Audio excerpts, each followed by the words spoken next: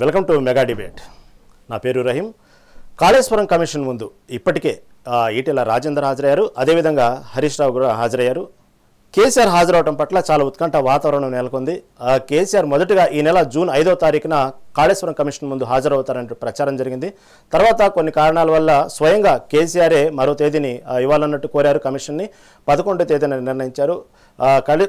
దాదాపుగా కేసీఆర్ కోరిన తర్వాత అనేక నాటిక పరిణామాలు జరిగినాయి. ఎందుకంటే గతంలో ఈటెల రాజేందర్ ఇదే కమిషన్ ముందు హాజరవటం, తర్వాత హరీష్ రావు హాజరవటం, ఆ తర్వాత వారిని కమిషన్ అడిగిన ఏదైతే పీసీ ఘోష్ సంబంధించినటువంటి కమిషన్ అడిగిన ప్రశ్నలు ఎలాంటి ప్రశ్నలు లేవనెత్తారు, దాని మీద ఏ విధంగా మాట్లాడాలంటూ గంటలు దాని మీద చర్చలు జరిగినాయి. ఇటు హరీష్ రావు కానివ్వండి, మాజీ సీఎం కేసీఆర్కి.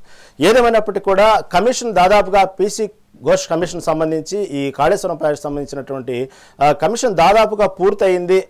ఇంకా ప్రశ్నించేది లేదు, ఎవరు హాజరవరు అనేటువంటి నాటిక పరిణామాల తర్వాత ఒక్కసారిగా తెర ముందుకు మళ్ళీ కమిషన్ నోటీసులు పంపింది.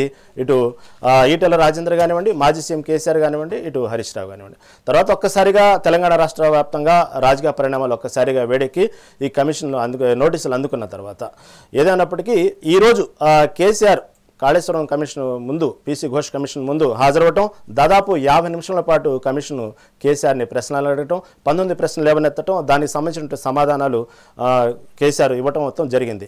ఏమైనా చాలా హైడ్రామా మధ్య కేసీఆర్ కమిషన్ ముందు హాజరవటం, చాలా భారీ జన సమీకరణతో వెళ్ళటం, ఇవన్నీ ఉదయం నుంచి ఒక రకమైనటువంటి ఉత్కంఠ వాతావరణం మధ్య నెలకొందని చెప్పుకోవాలి. ఏమైనా కేసీఆర్ పీసీ ఘోష్ కమిషన్ ముందు హాజరవడం పట్ల ఎలాంటి పరిణామాలు దారితీసినాయి, మళ్ళీ కేసీఆర్ పీసీ ఘోష్ కమిషన్ ముందు 19% ఎటువంటి సమాధానాలు చెప్పారు, తర్వాత మీడియా ముందు ఎటువంటి సమాధానాలు చెప్పారు, వీటన్నిటి మీద చర్చించడానికి మనతో పాటు సిద్ధంగా ఉన్నారు డిబేట్లో డాక్టర్ వెంకటరెడ్డి బీజేపీ పార్టీ నుంచి, అదేవిధంగా శివకుమార్ లాల్ కాంగ్రెస్ పార్టీ నుంచి మనతో పాటు డిబేట్లో సిద్ధంగా ఉన్నారు. మొదటగా వెంకటరెడ్డి గారు నమస్తే అండి. నమస్తే. వెంకటరెడ్డి గారు, ఏమైనప్పటికీ కూడా కాళేశ్వరం కమిషన్ సంబంధించి ఏదైతే పీసీ ఘోష్ సంబంధించినటువంటి విషయాల్లో మీరు మొదటి నుంచి ఒక స్టాండ్గా ఉన్నారా? పీసీ ఘోష్ కమిషన్ ఏదైతే ఉందో కమిటీ, దానికి సంబంధించినటువంటి నిజంగానే చాలా సీరియస్గా దీన్ని తీసుకుందా, ప్రశ్నలు లేవనెత్తుతుందా, కాంగ్రెస్ ఆరోపించినట్టుగానే దీంట్లో అవినీతి జరిగిందా, కమిటీ కూడా వాస్తవంగా రాబడుతుందా విషయాలని, అంటే మీ పార్టీ స్టాండ్ ఏంటి? మీకు అలాగే మెగా టీవీ ప్రేక్షకులకి, శివకుమార్ గారికి, అలాగే విజయ ఆదిత్య గారికి, అన్నగారికి నమస్కారం. కాళేశ్వర్ ప్రాజెక్ట్ అనేది మనకు తెలుసు, అది 2016 నుంచి మొదలు పెడితే 2018లో కంప్లీట్ చేయటం. అది ఒక కాళేశ్వరము తెలంగాణకి గుండెకాయ అని చెప్పి గోదావరి నది మీద కట్టిన ప్రాజెక్టు కాళేశ్వరము కూలేశ్వరం లాగా తర్వాత 1000 కోట్ల అవినీతి జరిగిందని చెప్పేసి కాంగ్రెస్ పార్టీ, మేము మాకంటే ముందుగానే ఎన్నికల ముందు కాంగ్రెస్ పార్టీ కూడా ఆరోపణలు చేసి 1,00,000 కోట్లు ఖర్చు పెట్టిన ప్రాజెక్టులో అవినీతి జరిగింది, దాన్ని ఎవరైతే కేసీఆర్ కానీ మిగతా ఎవరైతే దాంట్లో కూరుకున్నారో ఆ 1,00,000 కోట్లు కక్కిచ్చి సంక్షేమ పథకాలు అమలు చేస్తామని చెప్పి కాంగ్రెస్ పార్టీ చెప్పింది. సో ఈ విధంగా చూస్తే ఈరోజు మరి కాళేశ్వరం మీద కమిషన్ వేశారు 2023లో. వీళ్ళు వచ్చిన తర్వాత కమిషన్ 7 సార్లు వాయిదా పడుతూ పొడిగిస్తూ దాన్ని ఇప్పుడు మరి మొన్న ఈటెల రాజేందర్ గారిని, తర్వాత హరీష్ రావు గారిని, ఈరోజు కేసీఆర్ గారిని పిలవడం జరిగింది. అక్కడ ఏం జరుగుతుందంటే ఇప్పుడు అంటే 94,000 కోట్లు అనుకుంటా, అసెంబ్లీలో చెప్పినట్టుగా 94,000 కోట్లు ఖర్చు పెట్టి కాళేశ్వరం కడితే అది మేడిగడ్డలో 7th బ్లాక్ కుంగిపోతా ఉంది అని చెప్పి మరి ఎన్డీఏసీ రిపోర్ట్ ఇచ్చింది. ఎన్డీఏసీ రిపోర్ట్లో క్లియర్గా చెప్పింది అక్కడ ఇష్యూస్ ఉన్నాయి, ఫ్లాస్ ఉన్నాయి, తర్వాత ఏదైతే డిజైన్ డెఫిషియన్సీస్ ఉన్నాయి, తర్వాత ఆపరేషన్ అండ్ మెయింటెనెన్స్ సరిగా లేదు అని చెప్పేసి మరి క్లారిటీ ఇచ్చారు.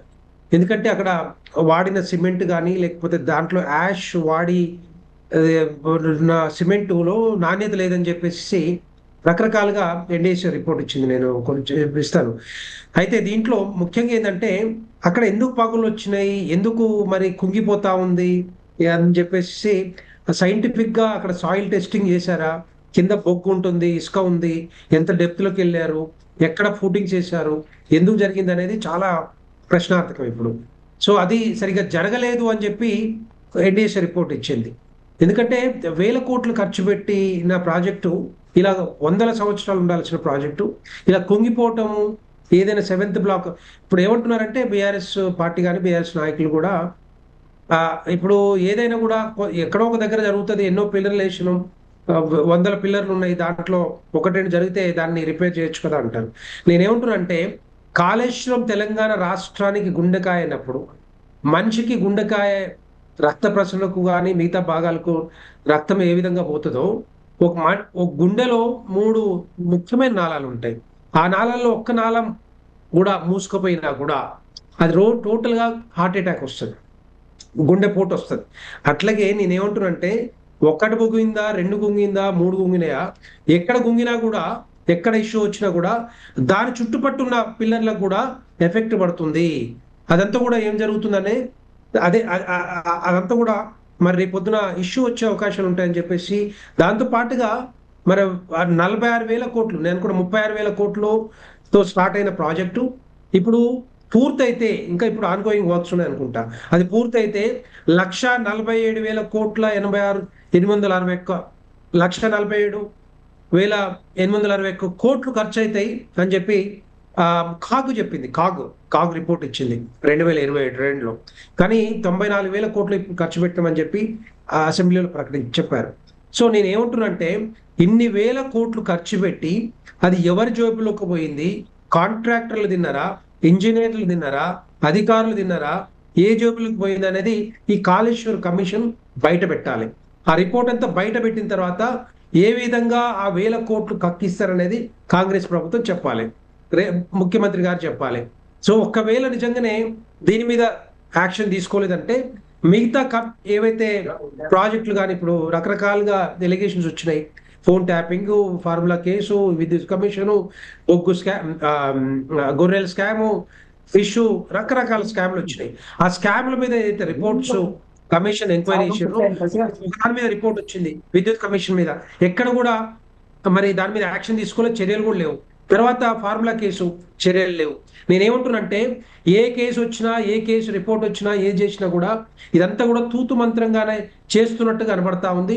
ఇది ఈ కమిషన్లన్నీ కూడా కాలయాపన లాగానే ముందుకు పోతా ఉన్నాయి తప్పితే వాటి మీద చర్యలు ఎక్కడ కూడా కనపడతలేవు, కనపడవు కూడా. రేపొద్దున రిపోర్ట్ వచ్చిన తర్వాత కూడా హరీష్ రావు గారు ఏం చెప్పారు, ఇదంతా కూడా ఇంజనీర్లు చెప్పినట్టునే మేము చేసినాం, ఇంజనీర్లదే బాధ్యత, అధికారులదే బాధ్యత అని వాళ్ళ మీద పెట్టారు. ఇప్పుడు ఈరోజు నాకు తెలిసినంత వరకు కేసీఆర్ గారు కూడా అదే చెప్పుకుంటారు, ఇదంతా కూడా ఇంజనీర్ల బాధ్యత, వాళ్ళే డిజైన్లు ఇచ్చారు, వాళ్ళే మార్చారు, వాళ్ళే మరి ఇంత ఖర్చు ఇది ఎస్కలేషన్ ఇచ్చారు అని చెప్పేసి